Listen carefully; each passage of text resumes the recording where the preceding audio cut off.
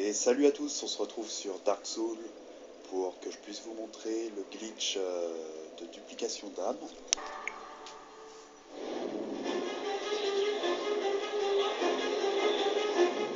Cet homme est sur le point d'entrer dans un univers parallèle.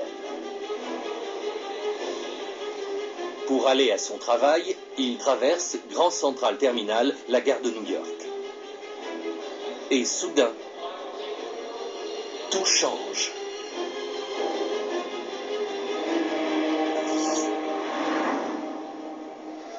Sans savoir comment, il glisse dans un monde parallèle, où l'Amérique a été ravagée par une terrible catastrophe.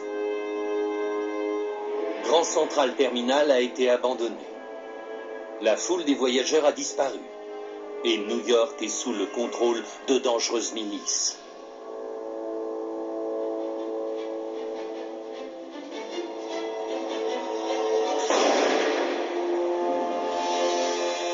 Puis, tout aussi inexplicablement, cet homme est de retour chez lui. Ou du moins le croit-il.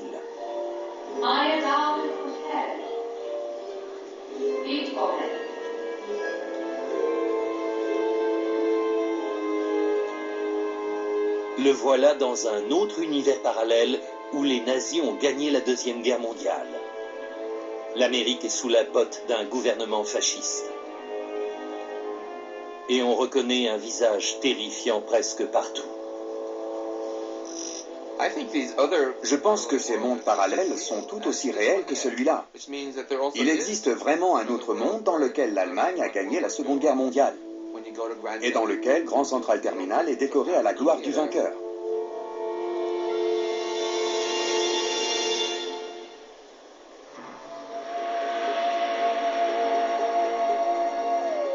Très longtemps, les univers parallèles ont été tenus pour de folles spéculations. À présent, des scientifiques de renommée internationale affirment que ces autres mondes existent pour de bon. La réalité que nous voyons est seulement une réalité parmi un nombre infini de réalités. En physique, les chercheurs ont pris différentes directions qui mènent toutes à cette idée de réalité parallèle. On dirait de la science-fiction.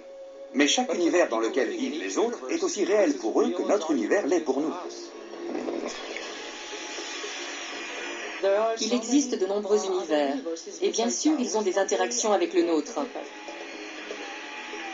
À l'instant où je vous parle, nous recevons des signaux. Alors, à quoi ressemblent les mondes parallèles? Pourrons-nous un jour les visiter? Et qui trouverons-nous sur place? On y rencontrerait un nombre infini de copies de vous et moi, identiques en tout point. Et d'autres univers se trouvent ici même dans l'espace où nous vivons. Mais nous ne pouvons pas les voir, bien sûr. Certains pensent que l'on peut voyager vers n'importe lequel de ces autres univers.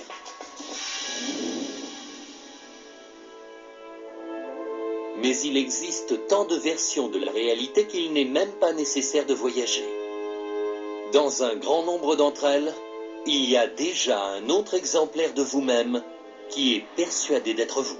Si vous prenez deux univers différents, et s'il existe un Max Tegmark dans chacun des deux, l'autre aura la conviction d'être le seul et que son monde est vrai. C'est symétrique. Bonjour à tous. Il y a une vingtaine d'années, la toile Internet faisait la connaissance d'un certain John Titor. Ce mystérieux personnage, qui s'était manifesté sur certains forums, prétendait être un voyageur du temps venant de l'année 2036, en mission dans le passé pour une courte période. Il aura entre autres fourni des informations assez détaillées sur sa machine et son mode de fonctionnement, tout en distillant quelques informations sur les événements à venir. Comme il le disait sur les forums, bonjour, je suis un voyageur temporel venu de l'an 2036. Je rentre chez moi après avoir récupéré un ordinateur IBM 5100 en 1975. Ce mystérieux John Titor explique être revenu en 1975 pour se procurer un ordinateur antédiluvien, qui était cet IBM 5100. Un choix étrange qu'il justifiait par une fonction particulière et cachée de la machine ordinateur, sa capacité à émuler différents langages de programmation, du BASIC à l'Unix, La société du futur aura donc besoin de ce vieil ordinateur pour s'éviter un bug majeur hein, lié à Unix en 2038. Bah, cette divulgation technologique contenue dans l'IBM 5100 était pourtant vraie, ce qui nous intrigue encore plus sur cet étrange personnage prétendant venir du futur. Hein. L'IBM 5100 possède bien cette fonctionnalité, hein, dissimulée depuis les années 70 par peur de la concurrence, et qui aurait été révélée dans les années 2000, hein, juste après l'arrivée de ce fameux John Titor, hein, et surtout sa disparition de l'Internet. D'autre part, précisons que les ordinateurs équipés du système d'exploitation Unix devraient bien souffrir d'un bug en janvier 2038. Un peu comme celui que nous attendions en l'an 2000, mais qui n'a pas vraiment marché. Hein. Dans ces passages sur les forums, John Titor nous divulguera certaines informations concernant sa machine. Là, c'est lui qui parle. Hein. Ma machine à voyager dans le temps est une unité de déplacement temporel à masse stationnaire fabriquée par General Electric. Alors, quand il dit masse stationnaire, il dit que c'est un appareil qui ne bouge pas. Hein. Lorsqu'elle se met en marche, cette unité crée deux vortex au mini-trou noir, hein, l'un se formant à l'arrière de la voiture et l'autre à l'avant du véhicule. Ces deux vortex ouverts créeront une dépression spatio-temporelle qui logiquement déplacerait la voiture dans un autre espace-temps. John Titor expliquait cela en ces termes un peu plus scientifiques. Hein. L'unité est alimentée par deux singularités positives à rotation maximale qui produisent un sinusoïde de type Lair désaxé. Bah, dit de cette manière, comme vous le remarquez, apportait en fait un crédit scientifique à ce qu'il disait sur les forums. Bah, là, je n'ai fait que vous traduire en mes termes ce que John Titor vous présentait dans un jargon scientifique d'une autre époque, hein, futuriste. Là, c'est lui qui continue à parler, hein, parce qu'il s'était manifesté dans les forums au début des années 2000, hein, en l'an 2000 surtout. Je serais heureux de poster des photos de cette unité, c'est-à-dire sa machine. Hein. Et dans les posts suivants, il tiendra sa promesse en postant plusieurs photos d'un dispositif qui était monté sur une voiture type Chevrolet de 1967. Hein. C'est un peu comme dans le film Retour vers le futur. Hein. Vous avez le système de voyage dans le temps, ça se trouve dans la voiture. Et se mettra à répondre aux questions posées par les internautes avec plus ou moins de précision selon le sujet abordé. Hein. Dans son présent, écrit-il, son présent lui, il était soldat stationné à la base américaine de Tampa en Floride avec sa famille. En 2036, explique-t-il, le monde se remettait doucement d'un conflit nucléaire mondial survenu en 2015 à la suite d'une guerre civile aux États-Unis, d'une épidémie de vaches folles, et d'une série d'événements ayant conduit à l'effondrement de l'Occident. Il nous donne le bilan de cette guerre nucléaire à plus de 3 milliards de morts. Hein. Suite à ce désastre humanitaire, le monde reviendra à une vie de survivaliste où la nourriture et le bétail seront élevés localement. La vie sociale, elle, se serait concentrée sur la cellule familiale et la communauté. Hein. La société de consommation dans laquelle ce peuple du futur vivait se serait aussi transformée. Hein.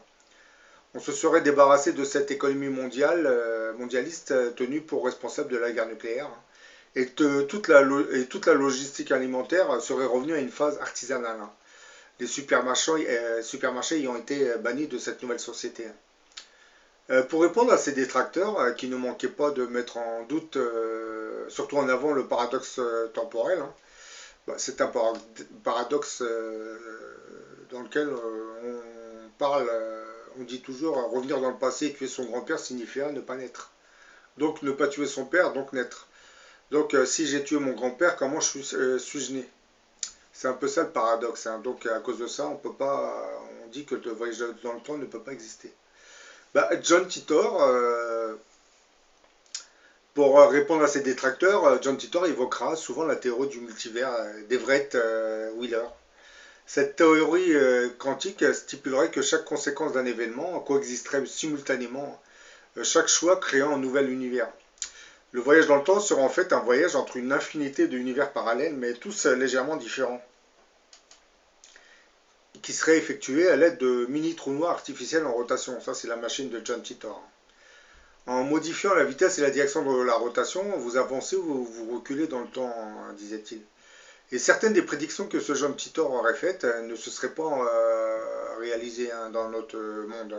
Ce qui, pour ses détracteurs, argumentait la thèse selon laquelle ce John Titor était une machination où c'était la fabrication d'un fake. Mais ce que ces détracteurs ne savaient pas vraiment, c'est que toutes ces prédictions, en fait, concernaient le monde parallèle d'où venait ce John Titor. Donc, lorsqu'il fait des prédictions, ces prédictions ne concernaient pas notre monde. Sauf probablement la fameuse guerre civile aux États-Unis qui, je pense, elle, se déclenchera un jour ou l'autre. L'histoire de ce John Titor, prétendant venir d'une réalité parallèle, nous renvoie à cette théorie qu'on appelle l'effet Mandela. Depuis quelques années, certains internautes sont persuadés que la réalité de certains événements qui se sont déroulés sur Terre est différente des souvenirs qu'ils en ont. Et que donc nous vivrions dans une infinité d'univers parallèles. Cette théorie appelée l'effet Mandela avait été initiée par une certaine Fiona Brown. En 2005, alors qu'elle assistait à une conférence, elle remarquera, lors d'une discussion un peu étrange, que plusieurs personnes, elle y comprises, étaient persuadées que Nelson Mandela était mort en prison en 1980. Oui, c'est étrange parce que, comme vous savez, Nelson Mandela est devenu le président de l'Afrique du Sud lorsqu'il a été libéré, c'est bien plus tard. Intrigué par la coïncidence et persuadé qu'il ne pouvait s'agir d'un simple défaut de mémoire collectif, elle fera des recherches et découvrira petit à petit d'autres écarts entre l'histoire admise et la version qu'en ont certains groupes de personnes. Persuadés que c'est la réalité qui est modifiée plutôt que les souvenirs d'enfance, certains sont ainsi convaincus que la tuerie de Columbine avait eu lieu en 1996 au lieu de 1999.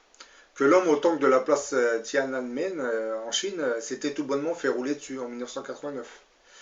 Fiona Brown et ses amis ne se contenteront pas d'énumérer toutes ces distorsions de la réalité pour le plaisir, mais proposeront aussi une explication scientifique au phénomène.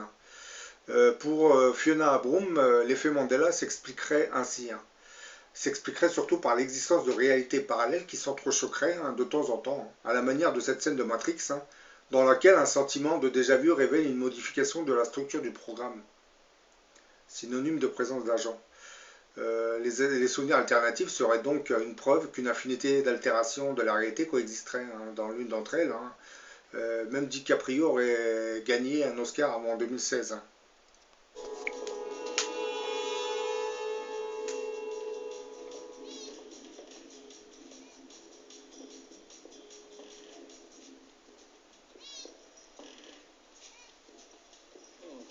Déjà vu. What did you just say? Nothing, just a little deja vu. What did you see? What happened? A black cat went past us, and then another that looked just like it. How much like it? Was it the same cat? Might have been, I'm not sure. Switch, APOC. What is it? A deja vu is usually a glitch in the Matrix. It happens when they change something.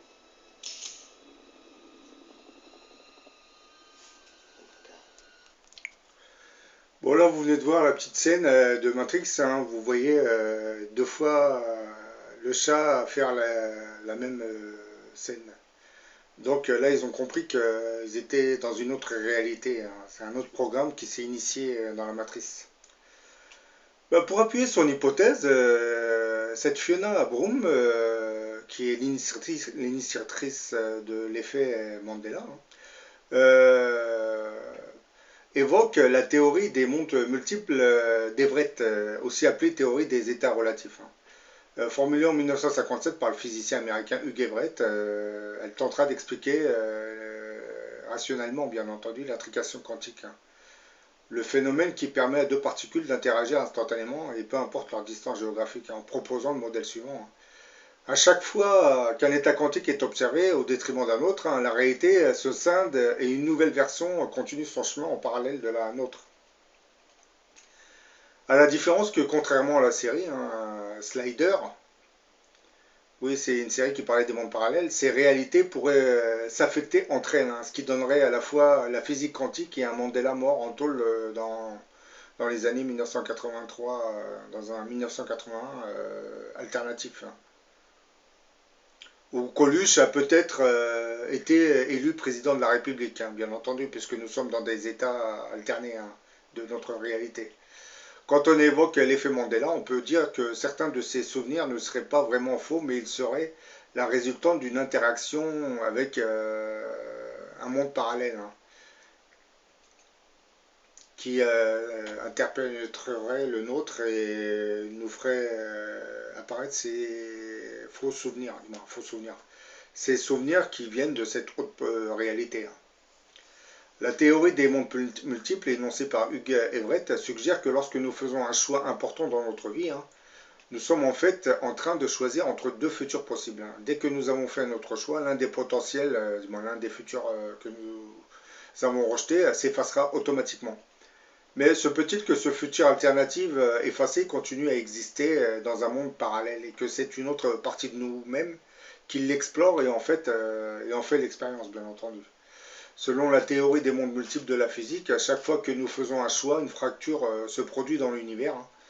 Autrement dit, les différentes possibilités continuent à exister, mais dans des dimensions dites parallèles. Cette théorie propose donc que dès lors qu'un moment de choix se présentera à quelqu'un, une division se produira dans l'univers. Ainsi, les deux possibilités coexisteront dans les mondes parallèles. Selon cette théorie, l'univers serait composé d'une quantité infinie de mondes. Notre cosmos ne représenterait que l'un de ces mondes, qu'implique la théorie des mondes multiples par rapport à notre compréhension de l'âme. Comment l'existence de vie parallèle contribuerait-elle au développement de notre conscience? Pourquoi l'âme choisirait-elle d'expérimenter la vie de plusieurs façons à la fois? Les vies parallèles n'existent pas de façon indépendante. Elles seraient interconnectées et elles nous appartiendraient. Puisque nous en sommes indirectement les créateurs. Par conséquent, elles remplissent un rôle, celui d'élargir le champ d'expérience de l'âme, et ainsi faire évoluer la conscience. Bon, certains d'entre vous vont me dire, si on a nos doubles et nos clones dans d'autres dimensions, quelle âme occupe ces corps? Je pense que nous avons affaire à une duplication de l'âme, comme un peu le phénomène de l'intrication quantique. Là, on assiste à une âme qui est dupliquée à l'infini. Donc, vous, par exemple, vous avez sur Terre, vous avez imaginé un futur bien précis, et ce futur ne se réalise pas, et dans une autre dimension, il va se réaliser. Donc, vous allez faire l'expérience de ce que vous n'avez pas pu réaliser sur cette Terre. Et toutes ces expériences, lors du jugement, seront un peu compilées. On vous expliquera que voilà, ça c'est la version que vous vouliez faire sur cette Terre, mais ça n'a pas marché, donc vous avez créé dans une dimension parallèle ce que vous n'avez pas pu créer sur Terre. Donc par le phénomène de duplication de l'âme, votre double a évolué dans ce monde parallèle en finalisant le projet que vous n'avez pas pu accomplir sur Terre.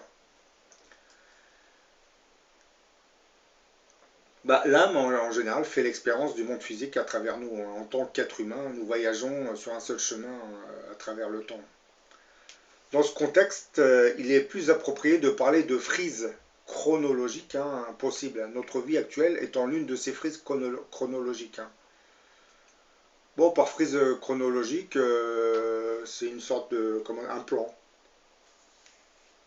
Un plan temporel, un plan parallèle temporel. Chaque fois que nous faisons un choix, une fracture se produirait dans la frise, dans cette ligne de temps. Il y aurait donc celle dans laquelle on expérimente notre choix A, c'est-à-dire ce que nous avons choisi d'accomplir sur notre Terre. Et puis il y a celle, du moins la frise, dans laquelle vous allez expérimenter, du moins votre double, et l'âme dupliquée va expérimenter le choix B que vous n'avez pas pu réaliser sur la planète, mais que vous vouliez réellement faire. En tant qu'humain, nous n'avons pas conscience de la deuxième frise. Quand je parle de la deuxième frise, je parle du deuxième plan de la deuxième ligne de temps, hein. Celle que nous n'avons pas choisie, mais notre âme, elle, en a conscience, hein. Pour elle, cette deuxième frise, cette deuxième ligne de temps, est tout aussi réelle que l'original, hein. Bah, l'âme veut toujours s'enrichir de l'expérience de multiples frises chronologiques, c'est-à-dire de plans parallèles. Tout ce que vous avez imaginé et que vous n'avez pas pu faire sur cette planète se concrétiseront logiquement dans un plan parallèle, dans une dimension parallèle. Donc vous allez créer plusieurs de vos doubles, hein, avec cette âme dupliquée, hein, qui vont parfaire et terminer, du moins finaliser ce que vous n'avez pas pu faire sur Terre, hein. Par exemple, bon, je vais vous dire une chose qui va vous effrayer un peu. Par exemple, dans votre esprit, vous voulez à tout prix tuer une personne qui vous a fait du mal, qui fait du mal à beaucoup de monde. Vous, sur Terre, vous ne le ferez pas, mais peut-être que votre double, vous allez le transformer en tueur qui va tuer cette personne. Ça ne va pas affecter le jugement de votre âme, parce que vous, sur Terre, vous n'avez pas tué cette personne. Sauf que, bon, dans le jugement, vous expliquera, voilà, lorsque vous avez imaginé ça, vous avez créé un double qui est devenu assassin. Au niveau de l'âme, toutes ces frises chronologiques, hein, ou ces lignes de temps, comme vous voulez, hein, possibles, se déroulent de façon instantanée, hein, simultanée, hein.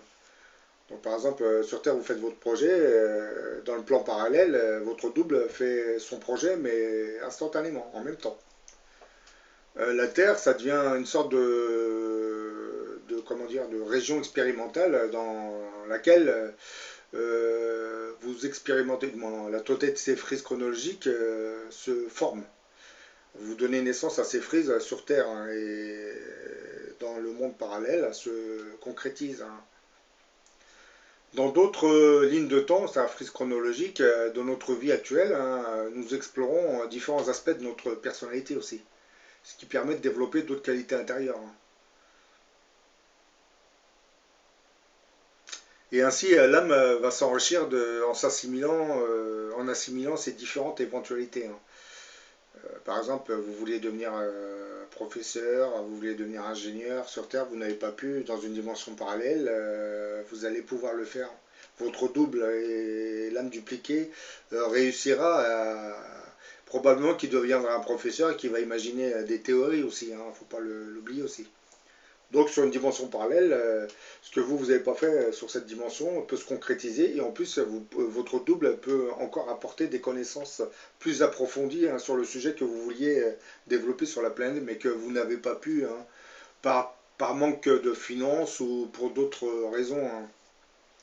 Le fait d'expérimenter des vies parallèles permet non seulement à l'âme de s'enrichir, mais aussi enrichit grandement notre vie actuelle, hein. Ainsi, au niveau profond, nous sommes connectés à toutes ces autres vies que nous vivons, hein, je parle dans les dimensions parallèles, hein. Nos vies parallèles peuvent nous inspirer et nous donner de la force, hein. Là, vous voyez, quand je dis peuvent nous inspirer et nous donner de la force, là on revient à l'effet Mandela.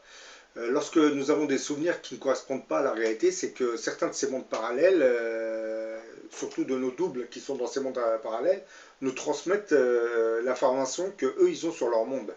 Par exemple, quand on dit que Nelson Mandela est mort en 1980, peut-être que dans une réalité alternée parallèle, Nelson Mandela est mort en 1980. Et votre double qui vit à cette époque, qui vit dans ce monde parallèle, lui a enregistré la mort en 1980. Donc, comme il va y avoir des transmissions de pensée entre vos doubles, vous allez recevoir l'information de votre double. Donc vous aurez l'impression que Nelson Mandela est mort en 1980. D'ailleurs, à ce sujet, je me pose cette question, est-ce qu'il ne serait pas mort en 1980 et il y aurait une opération spatio-temporelle faite par les Américains pour le maintenir en vie, hein. Ça, c'est une hypothèse, hein. Je ne dis pas que ça s'est réellement passé comme ça, hein. Mais précisons quand même que dans une dimension parallèle, dans un monde parallèle, Nelson Mandela est bien mort en 1980. Sur Terre, dans notre sphère temporelle, il est mort il y a quelques années, hein, et avant de mourir, il est devenu président de l'apartheid, alors que dans cette dimension parallèle, il est mort en prison. Donc il n'est jamais devenu président. C'est pareil, vous avez d'autres mondes parallèles où Abraham Lincoln n'a pas été assassiné. Kennedy n'a pas été assassiné. On trouve toutes les versions de plans de monde parallèle. Hein. Tout ce que nous pensons, parce que quand Kennedy est mort, beaucoup auraient aimé ne pas le voir de mort. Donc inconsciemment, ils ont créé une réalité alternée où Kennedy n'a pas été assassiné. Il peut également arriver que certains talents se développent sur une frise particulière. Hein. Par exemple, une personne décide de vivre en France et apprend le français dans une frise chronologique. Hein. Et ben, dans d'autres frises de cette même vie, la personne pourra ressentir une affinité naturelle pour la langue et la culture française. Ben, là, c'est ce que je vous ai dit tout à l'heure, c'est l'effet Mandela. Hein. Lorsque vous avez un de vos doubles qui vit sur un plan parallèle, il se passe des événements qui ne se déroulent pas sur notre plan parallèle à nous, dans notre dimension, ben vous allez ressentir la vision de votre double.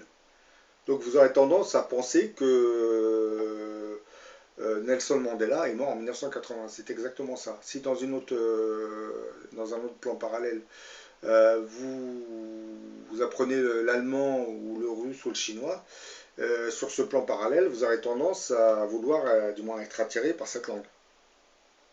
Vous serez peut-être influencé aussi. Ben voilà, j'en ai fini avec cette vidéo. Hein. Je vous l'ai faite pour vous parler de l'âme. Parce que j'avais vu qu'une fois un internaute posait cette question, mais dans les dimensions parallèles, les mondes parallèles, si on a des doubles, quel genre d'âme occupe ces corps? Je pense que, en fait, je dirais que c'est une duplication spécifique qui s'effectue dans les autres dimensions. C'est votre âme qui est dupliquée à l'infini et qui va habiter le corps de cette personne. Bon, ne me dites pas de vous ramener des preuves de ce que je dis, hein, c'est une hypothèse. Par la suite, je pense que nous aurons beaucoup plus d'informations dans le futur, hein, parce que des gens qui viennent des mondes parallèles vers notre monde, il y en a beaucoup. Hein. Tout à l'heure, j'ai évoqué John Titor. Hein. Bon, pour certains vont nous dire que c'est un fait que John Titor n'a jamais existé. Bon, peut-être, mais il existe beaucoup de témoignages où des gens auraient visité des mondes parallèles ou d'autres seraient venus dans notre plan parallèle, dans notre plan terrestre, je veux dire. Donc des voyages, d'ailleurs, on explique qu'il ne faut pas trop modifier les choses lorsque vous voyagez dans un monde parallèle parce que ça peut déstabiliser l'autre monde. Même quand vous prenez des objets où il suffit que vous preniez... Je vais vous donner un exemple. Vous vous matérialisez avec un véhicule, ce véhicule écrase une personne et cette personne devait devenir un président dans ce monde. Donc vous modifiez des états, surtout la destinée des autres mondes. Ben voilà, je vous dis à la prochaine pour une autre vidéo. Hein. Mais concernant les mondes parallèles, je vous ai fait quand même d'autres vidéos hein, dans lesquelles j'essaie d'expliquer ce phénomène des mondes parallèles. Hein. Et concernant l'âme, moi je pense que l'âme est dupliquée. Comment c'est un mystère hein, que seul Dieu connaît. Hein. Parce que pour faire vivre votre double dans un autre monde, il faut bien qu'une âme occupe le corps. Donc cette âme, ça ne peut être que la vôtre, mais dupliquée, parce que c'est votre expérience personnelle que vous n'avez pas pu réaliser sur Terre, que vous essayez de reproduire sur un monde parallèle. Donc c'est un peu, ça doit vous concerner. Je ne pense pas que votre double soit une autre âme, du moins, qu'il y ait une autre âme qui occupe votre clone ou votre double dans cette réalité alternée, monde parallèle. C'est une duplication des âmes. C'est pour ça que tout au début de la vidéo, je vous ai montré un petit extrait où on parle de la duplication des âmes.